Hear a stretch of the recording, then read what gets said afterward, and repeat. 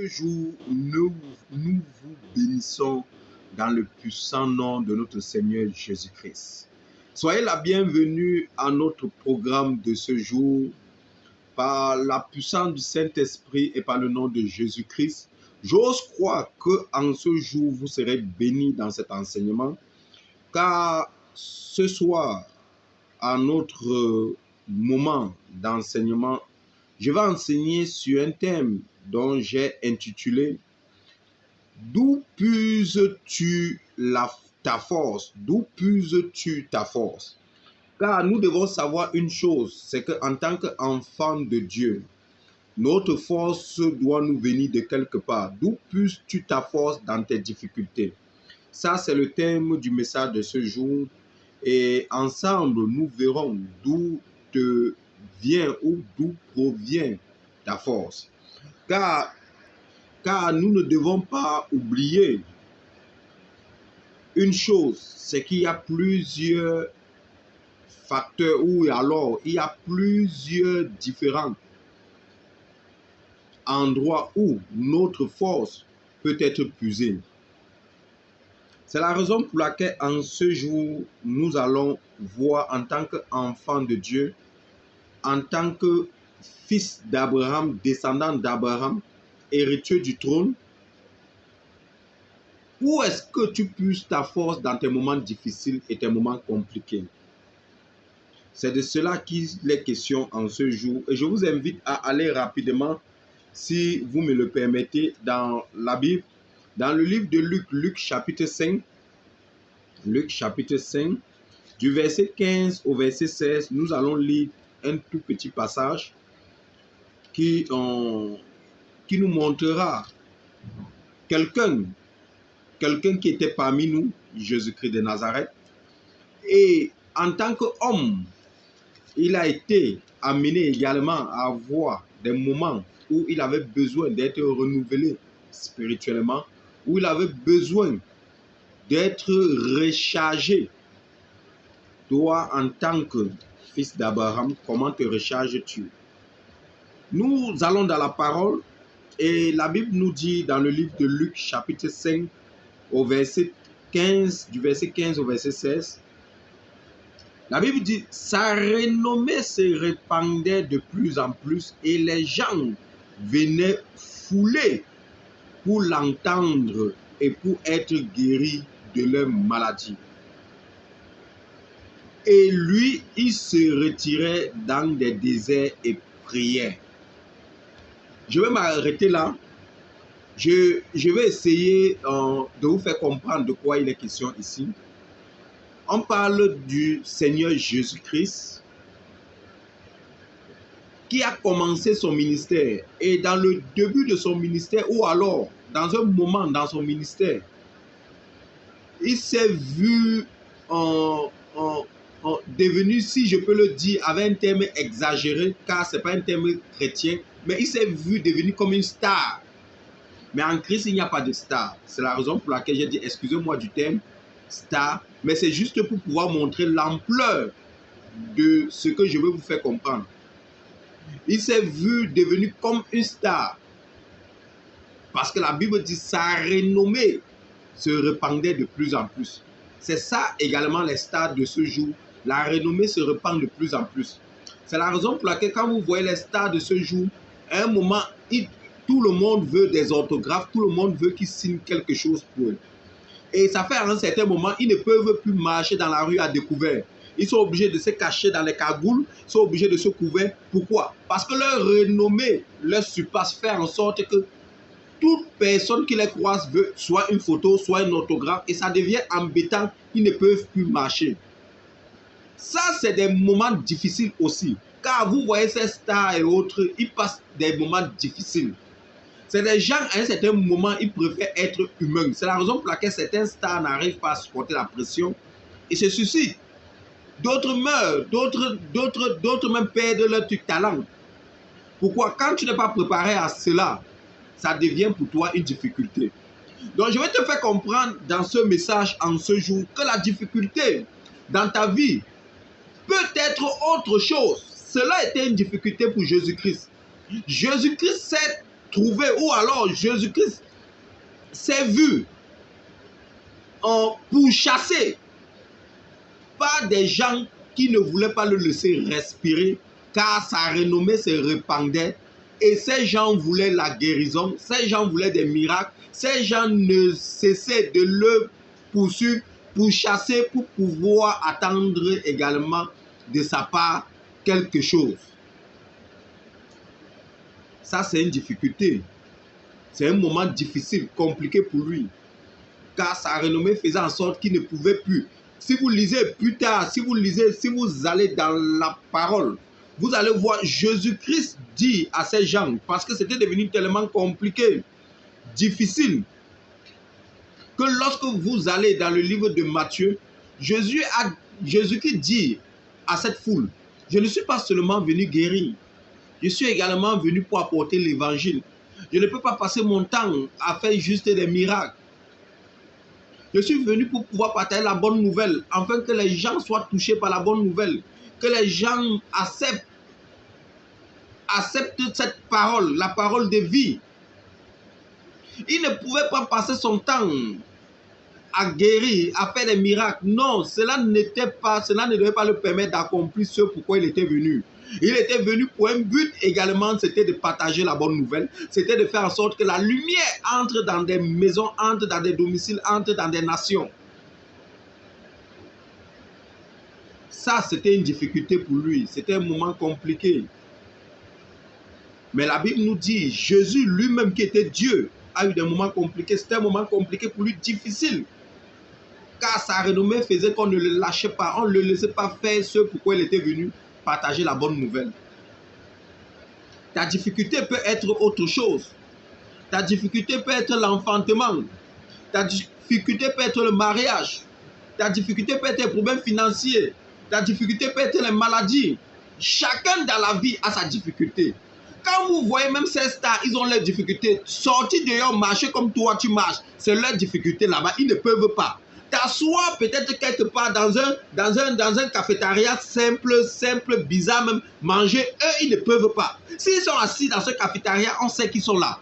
Le même instant, ce cafétéria sera bondé du monde.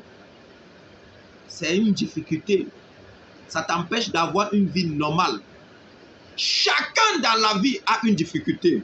Si quelqu'un te fait croire que personne n'a de difficultés, des moments difficiles, des moments compliqués dans sa vie, il faut lui dire qu'il est un menteur. Toute personne dans sa vie. C'est la raison pour laquelle la Bible nous a préparé. La parole de Dieu nous dit quoi? Dans le livre de Jean 16 au verset 33. Sachez une chose, vous aurez des difficultés, des persécutions, des moments compliqués, des tribulations. Mais sachez une chose, j'ai vaincu le monde. Jésus parlait et nous prévenait. Quel genre de vie vis-tu aujourd'hui? Vis-tu une vie où tu crois que tout est accompli, où tu n'auras plus de difficultés, tu n'auras plus de moments difficiles? Si tu crois que cela est possible, je t'annonce de facto que cela est un mensonge. Celui qui t'a fait croire que cela était possible de vivre une vie où il n'y aura aucune difficulté, je t'annonce immédiatement que cette personne t'a menti. Cela est un mensonge. Cela est un mensonge car cela ne peut être possible. Cela ne peut être possible. Jésus-Christ a eu des moments difficiles. Qu'est-ce qu'il a fait? Ce qui nous importe ici, c'est quoi? C'est l'action qu'il a posée. La Bible nous dit au verset 16, il se retira. Pour faire quoi? Pour ne pas aller chez un féticheur, pour ne pas aller chez un marabout. Mais la Bible nous dit, il se retira pour prier. La prière, la méditation, la louange et l'adoration est tes armes. C'est tes armes, c'est les armes qu'on t'a laissées. C'est ces armes qui peuvent te donner la victoire. C'est ces armes qui peuvent te restaurer. C'est ces armes qui peuvent renverser les forteresses dans ta vie et dans ta destinée. Mon frère, ma soeur, en ce jour, ta force ne peut provenir que de la prière, la méditation, la louange et l'adoration. Et sans oublier la parole de vie. C'est justement là quand on parle de méditation, prends le temps de méditer avec la parole. Voilà où ta puissance, ta force peut ressortir. Jésus-Christ se renouvelait constamment à travers quoi? La prière.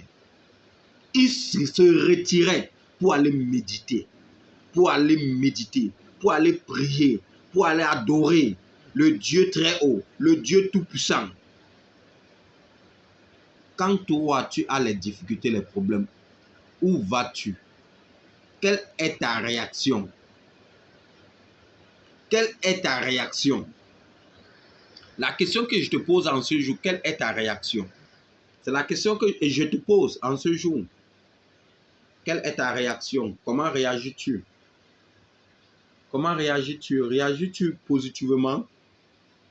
Comment tu réagis? Comment réagis-tu? Quelle est ta réaction? Comment réagis-tu? Quelle est ta réaction face aux difficultés, face aux moments compliqués, difficiles dans ta vie? C'est la question que je te pose en ce jour. Car cette question est très importante. Elle est très importante. Nous allons voir dans la parole, si vous me permettez, dans le livre de Exode, quand vous prenez Exode 8 au verset 30 et Exode 10 au verset 18, vous allez voir le cas d'un homme que vous connaissez tous, Moïse. Moïse, quand vous prenez Exode 8 au verset 30 et Exode 10 au verset 18, vous allez voir, la parole nous dit que chaque fois que Moïse se retirait de Pharaon, Moïse priait. Chaque fois que Moïse sortait de la présence de Pharaon, Moïse priait. Ceci est un enseignement qui te fait comprendre que chaque fois que tu es dans les difficultés, car la rencontre de Moïse avec Pharaon était une rencontre de difficultés, était une rencontre de problèmes, était une rencontre de bataille. Et c'était une rencontre où il fallait qu'à chaque fois qu'il sorte de sa présence, qu'il aille se ressourcer. Qu'il aille se ressourcer. C'est la raison pour laquelle dans Exode 8 au verset 30 et dans Exode 10 au verset 18, la Bible nous dit que chaque fois que Moïse sortait de la présence de Pharaon, Moïse allait prier. Ceci est un secret. Chaque fois que tu es confronté à tes difficultés, chaque fois que tu sors d'un problème, ou bien chaque fois qu'il y a un problème, quelle est ta réaction? Ta réaction est de chialer, ta réaction est de pleurer, ta réaction est d'abandonner, ta réaction est d'aller chez les marabouts, les féticheurs, ta réaction est laquelle? C'est la question que je te pose en ce jour. Tu vas sûrement me dire, tu dis ça, mais on prie dans les moments difficiles, dans les moments compliqués, mais on ne voit rien, rien ne se produit. C'est, tu n'es pas Dieu, tu n'es pas à la place de Dieu. Tu ne peux pas obliger Dieu à faire les trucs en son temps. Au moment où toi, tu attends un résultat, peut-être Dieu n'a pas prévu que ce résultat sera à cet instant. Je suivais une grande femme de Dieu, la plupart de vous la connaissent sûrement, Joyce Meyer. J'aime suivre cette femme car elle se base la plupart du temps sur sa vie. Et elle a fait un petit témoignage. Et j'ai compris beaucoup de choses. Son petit témoignage, elle parlait, elle disait, eux, ils étaient dans une difficulté, un problème car où ils étaient devenus impraticables, étaient devenus un endroit où ils ne pouvaient plus être. Ils cherchaient un terrain, ils cherchaient un endroit. Et ils ont trouvé un endroit de 3000 mètres carrés et il y a eu tellement de soucis, ils n'ont pas pu prendre l'endroit et ils étaient tristes. Ils ont dit, mais Seigneur, pourquoi tu n'as pas permis qu'on prenne cet endroit? Finalement, on a trouvé même un endroit quand même, mais tu n'as pas permis qu'on prenne. Vraiment, ils étaient tristes. Mais ils disaient dans leur tristesse, ils se sont tournés vers le Seigneur et ont commencé à prier, à demander à Dieu, si tu n'as pas voulu, peut-être c'est toi qui sais pourquoi tu n'as pas voulu. Comme tu sais toutes choses, tu fais toutes choses en ton temps. Fais-le alors. Et elle dit, plus tard, de temps plus tard, le Seigneur les a donné une parcelle où leur bureau seulement était sur 18 mètres carrés. Donc c'était environ 6 fois les 3000 mètres carrés. Et le reste des trucs était sur environ 20 000 mètres carrés, si je ne me trompe pas. C'est un témoignage qui m'a marqué. C'est pour dire quoi? À la fin, elle a dit, si elle s'était précipitée, mettre tout son cœur dans ce qui était difficile, les 3000 mètres carrés, finalement, elle allait sortir du plan de Dieu qui lui préparait un truc plus grand. Et elle dit, au prix où on lui proposait même les 3 mètres carrés, c'est au prix où elle a eu la grande parcelle. Dieu n'est pas merveilleux. Quand toi, tu te précipites, tu veux les choses en ton temps, tu veux les choses en ton moment. C'est vrai, les choses sont dures, difficiles, mais on doit persévérer. La Bible nous dit, si le Seigneur Jésus-Christ, si lui, il a pu persévérer, et la Bible nous dit, si lui, il peut nourrir les oiseaux du ciel, les oiseaux qui volent dans le ciel ne sèment ni ne moissonnent, combien de fois toi? C'est vrai, c'est difficile, c'est compliqué. Je peux te comprendre. Je peux partager ta peine, je peux partager ta douleur, je peux partager tes moments où tu vis, où tu vois rien ne bouge, rien n'avance. Oui, c'est vrai, ça peut arriver. Je serais un menteur si je te dis que ça n'arrivera jamais ou ça ne peut pas arriver. Ça peut arriver. Celui qui te prêche l'évangile en te disant qu'il n'y aura pas de moments difficiles, compliqués même dans ta vie, c'est un menteur. Abraham a persévéré. Il a eu les moments difficiles. Il n'a pas cessé de prier. Il n'a pas cessé d'intercéder. Pendant combien d'années? L'enfant de la promesse, l'enfant qui avait été promis n'est pas venu. Pendant combien d'années? C'est après combien d'années qu'Abraham a pu enfanter? Plus de 40 ans. Qu'il a pu enfanter l'enfant de la promesse. Mon frère, ma soeur, si quelqu'un peut persévérer pendant plus de 40 ans sans douter de son Dieu, comment toi, tu passes le temps à douter de ce Dieu? Tu préfères aller demander à ceux qui ne peuvent te donner des résultats. Ceux qui ne peuvent te donner des résultats, c'est vers ces gens que tu te tournes. Ceux qui peuvent t'apporter le résultat, la victoire, tu abandonnes ces gens. Que recherches-tu réellement dans ta vie? Que recherches-tu réellement dans ta vie? Tu dois te remettre en cause et tu dois te poser beaucoup de questions. Parce qu'il est temps que tu comprennes qu'il y a une personne qui peut te renouveler, qui peut, dans tes moments où tu as perdu ta force, où tu as perdu ton énergie, cette personne peut te renouveler, cette personne peut te recharger, comme on recharge un téléphone, comme on recharge une batterie. Jésus-Christ de Nazareth. Jésus-Christ de Nazareth. C'est ta seule assurance, ta seule vraie force, ton seul espoir. Ton seul espoir, Jésus-Christ de Nazareth. Jésus-Christ de Nazareth. Nous avons un homme, Job, qui a tout perdu. Qui a tout perdu. Il a perdu tout le même jour. Tout s'est envolé. Mais il n'a pas perdu espoir. Sa femme lui a dit, maudit Dieu, tu meurs. Il a dit, c'est impossible. Je ne peux pas maudire mon Dieu. Je ne peux pas me compromettre.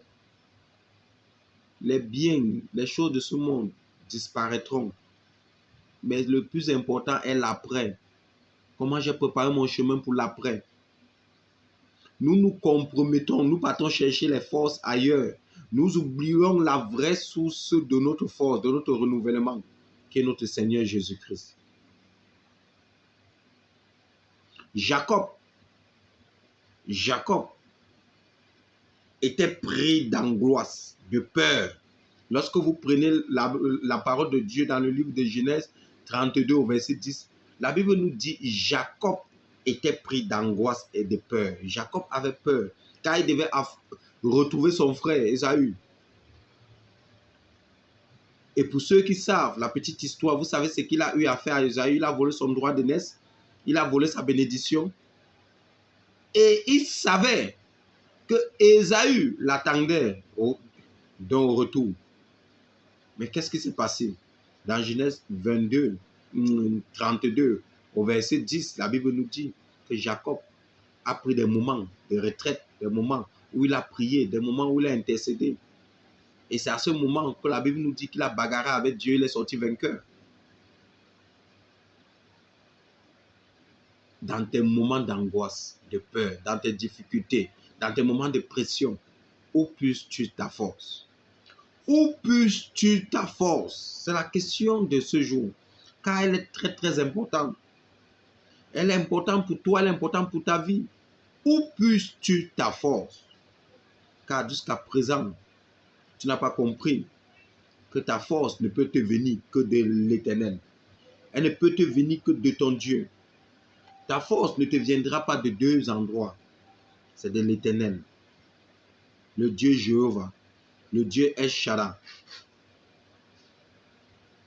Où puisses-tu ta force? Nous bénissons le Seigneur pour ce message en ce jour, afin que tu puisses comprendre qu'il y a un seul endroit où tu dois puiser ta force. Il y a un seul endroit, en Christ. Je vous invite à aller dans la parole, dans le livre de 1 Corinthiens 10 au verset 13. Beaucoup connaissent ce passage.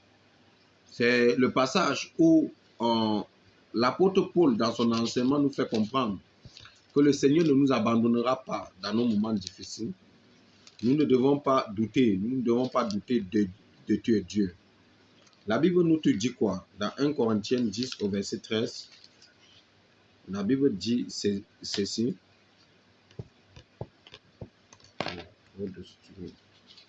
Excusez-moi un instant. La Bible dit ceci.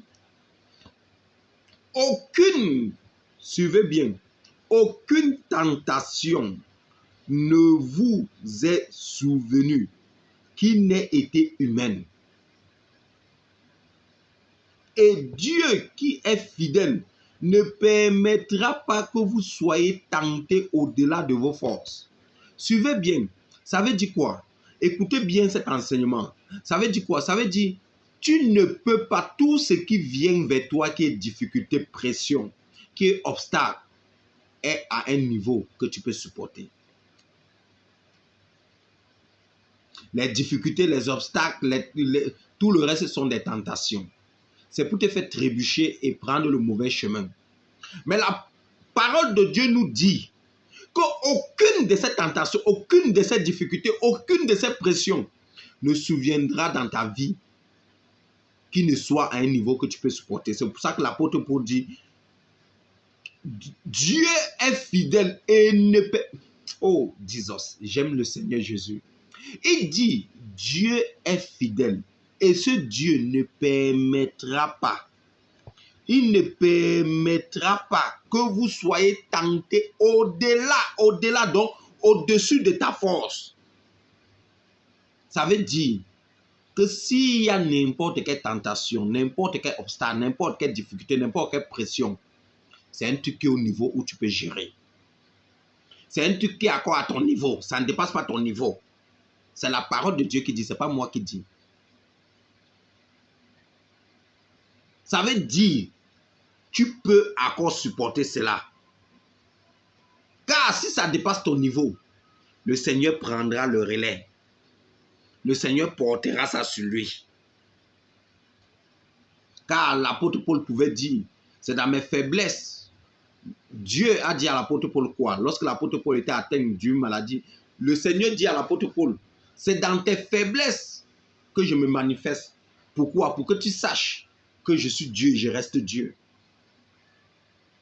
C'est quand nous sommes au bout, il n'y a plus de porte de sortie, que cela est au-dessus de notre niveau.